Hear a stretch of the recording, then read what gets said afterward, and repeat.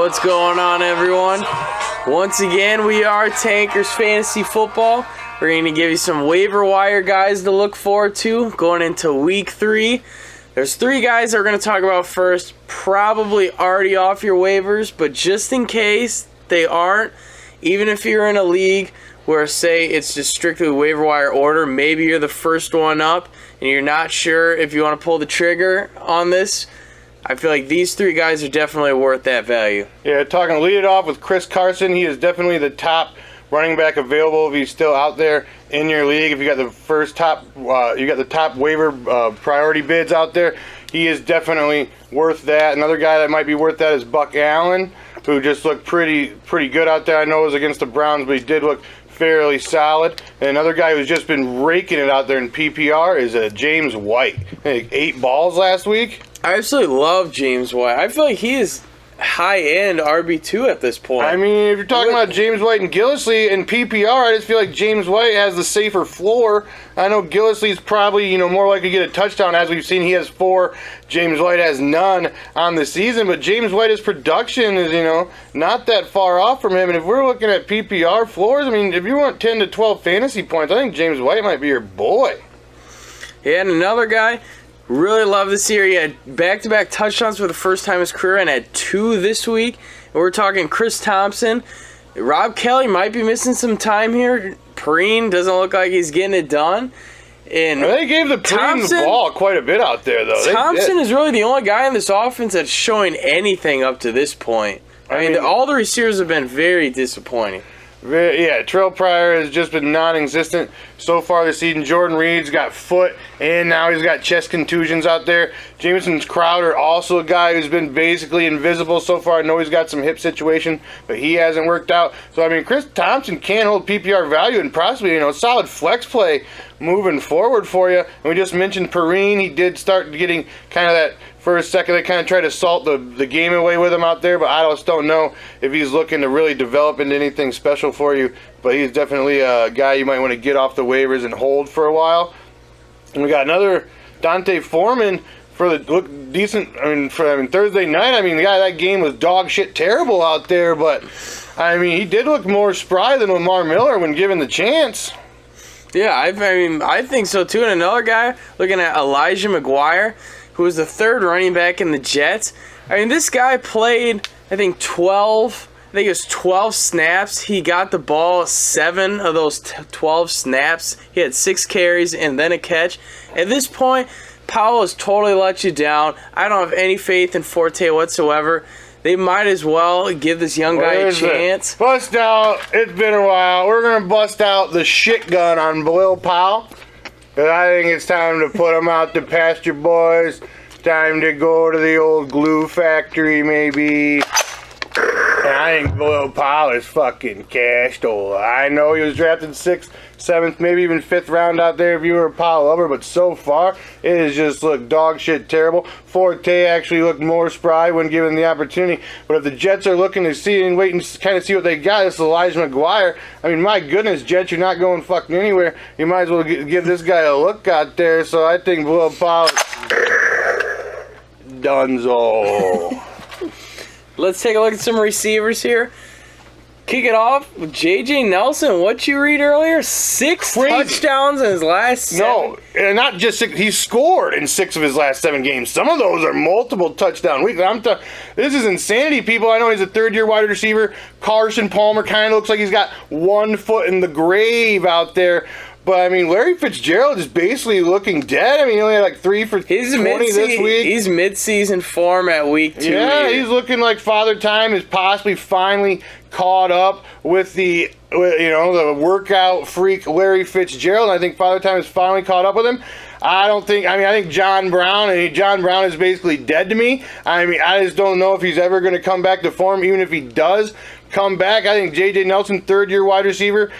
David Nelson's gone. They just squeaked out an overtime win against the Colts. I mean, if this is just looking like a team that's going to have to possibly play from behind quite a bit this season. And J.J. Nelson out there, like we said, scored in 6 of his last 7 games, third-year wide receiver. If he's available, I think he might carry flex value, possibly even back in. Well, I mean, if you're lucky, back in wide receiver too. But I'm saying definite flex value. Sexiness moving forward for the JJ, I do believe out there. The guy I'm absolutely in love with. Talking Brandon Coleman for the Saints, I feel like he easily is flex value, especially if you're talking at home.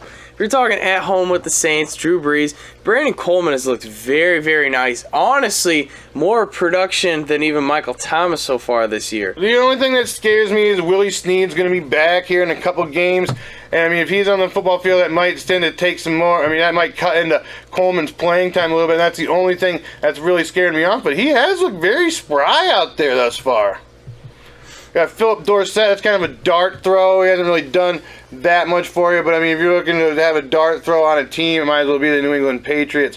So that's the thing we're looking to. A deep play straight off the practice squad last week for the Cleveland Browns. Rashard Higgins went out there from the practice squad, caught 7 for 95. Corey Coleman broke the same hand as last year. The same hand as last year. He's looking to be out, 4 to 6 weeks. And if for some reason Duke Johnson is available in your leagues, Duke Johnson looks way better this year than the Crow. He's actually catching balls. I mean, he's lined up in the slot a lot. Yeah, if he is available in any leagues, listen to the goddamn wide receiver. If he's on your waiver wire, definitely look at him. Because, I mean, like we said, Coleman's out. There's really no other guys. Duke Johnson had a very nice catch downfield, even. He's not just catching out of the backfield. He had a little Odell moment out there for the old Duker. I mean, yeah, he's, we were talking about the wide receiver second, kind of forgot to mention his name, but yeah, if he's still out there somehow in your league, you should get up on it. Another guy who's kind of just been getting the fruits of no one else around to get any of that action. Alan Hearns going 6 for 80 and a touchdown last week. If he's available, worth a look. What do you say, Funches? With the Olsen out with Olsen's the foot for out. 6 weeks? I mean, he had 4 catches, getting some action there. Another guy, maybe Tyler Lockett, who's finally getting it going. Tyler Lockett's kind of that, he's kind of he burned you last year, so you feel bad about it. He's a teaser. He's a tease. He leads you on, shows you some leg, and he goes home with someone else. Leaves you with the blue balls. Leaves you wanting, and I just don't know if I can definitely endorse Tyler Lockett right now. But if he is on the waiver wire, I guess he's worth a look.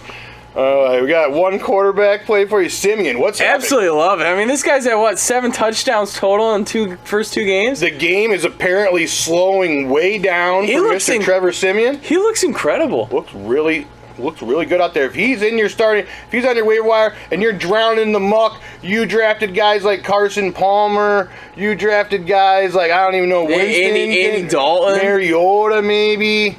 I mean, if you're out there, you're wallowing in the muck of these guys, I think it's worth giving Simeon a look. I mean, you can probably get him a fairly decent price. He honestly looks... I don't think anybody's digging deep in their waiver wire pocketbooks for Trevor Simeon. You can probably get him a good price. He honestly looks incredible. He does. It's very good. I mean, very good. I mean, you saw that Cowboy D did. I mean, I know Eli Manning also looked like dog shit this week, but you saw what that Cowboy D did to Eli Manning week 1, and Trevor Simeon just went out there and sliced him and diced him. Oh, Denver didn't have anything. No. Denver did not allow anything from... All right, tight ends. It was embarrassing. What? Tight ends here. We got a slew of. There's a lot of tight end injuries, so we got to give you some options. Got a couple rookies here with Evan Ingram and Njoku. A very nice touchdown catch. Again, could reap benefits from Corey Coleman with a broken hand. Somebody's got to get the ball. Browns are looking to lose football games. Gonna get some red zone targets as well. And Evan Ingram, very nice touchdown. On Monday night, he is an absolute matchup nightmare. A couple more red zone looks too. He got a couple more looks down there by the goal line. I mean, they weren't converted or anything, but that is very promising moving forward for a rookie tight end to be that involved at that offense. And he's involved. Brandon Marshall's dead. Brandon Marshall's doing nothing. I mean, I know. Give it to Marshall. Even though I know Odell's got the injury, but he did not look himself. They're saying he's dealing with like a 6 to 8 week injury here. He said it was 80%. Evan Ingram looks really good. I don't think Odell being healthy is necessarily bad for Evan Ingram either. I don't either. Jesus Christ. I mean, all we need to. I mean, this offense needs to get rolling. I mean, the more the offense is on the field, the more opportunity Evan Ingram can have. And I mean, my goodness, they are just wilding in the muck. I mean, I don't think Brandon Marshall's looking to return to form anytime soon and steal away any looks from anyone. Yeah, and Shepard only caught like 2 catches. Yeah, as Shepard's well, not looking very. I mean, Evan Ingram is clear number 2 option right now in this offense, I do believe. Take a look at a guy. Let's look at a guy we didn't even know if he was alive still last week. He has resurrected from the dead. Antonio Gates got the touchdown, so maybe we're going to start seeing some more Hunter Henry. I think it might have been a lot of game script in that Denver game. The Denver defense is fierce. Hunter Henry is a way better blocker than Antonio Gates, so they were probably... Diddy, what the hell are you doing? So they are probably looking to give Hunter Henry a lot more looks, especially now that this touchdown thing is out of the way for Gates. He could even get some red zone looks now that Gates has the touchdown record. Let him ride off into the sunset, get the young guy the looks. He caught all 7 of his targets for 80 yards, and I'm thinking my cat is attacking a plastic bag, people. I'm sorry. Using it as a sled. She is sliding back and forth with the plastic bag right now. She's having a hell of a time. All right, well, we got a couple more tight ends. Let's talk Jack Doyle. Got it going. First quarter in week 1. Brisket but loves the dad runner. This guy is off the chains right now. Brisket loving the dad runner. He's getting the targets. He's getting the looks. I mean, he's not getting that yards per catch. He's getting that 9-10 yards per catch out there. That's all you need. I mean, tight ends have been a dead zone so far this year. So if you're looking at a guy and get you 12 PPR points, you saddle him up and you don't look back, because guys like Jimmy Graham are dead in the water. Tyler Eifert hasn't shown us a goddamn thing. I'm hoping that the new offensive coordinator situation can maybe bring some life into AJ and Tyler Eifert, but that's to be seen. Well, Ben Watson, who is also another getting some targets out there. From the depths of the sea. Back to the mic. Necromancered up. He is animated once again, and he is being peppered with targets from the Flak Meister. 1 waiver wire D. I'm on it. I know he tore up the Bears last week. If you got it, the Buccaneers are out there, I'd say saddle them up, because I think it's going to be, another Case Keenum game? If it's not a Case Keenum game, you gotta saddle him up. You saw what they did to Mike Glennon and the Bears. Case Keenum may be even worse than Mike Glennon, and I'm serious. And in Baltimore's out there. Blake Bortles had 3 turnovers last week. No way. The Ravens are available, baby. Playing in London, so for some reason you're looking to stream. They're available. Great option. That's a grown man defense. I don't see any way. The Ravens are out there. You better. Jesus Christ, that's crazy. They should have team out week 1. They not picked up, even if they were out there. All right, people. If you like what you heard, please subscribe below. Ask us any questions. Sit questions. We will answer them in an orderly fashion. We are on it. Give us a like, baby. Thank you very much. We will see you soon. Follow us on that Twitter too. Get a little silly out there on the Twitter.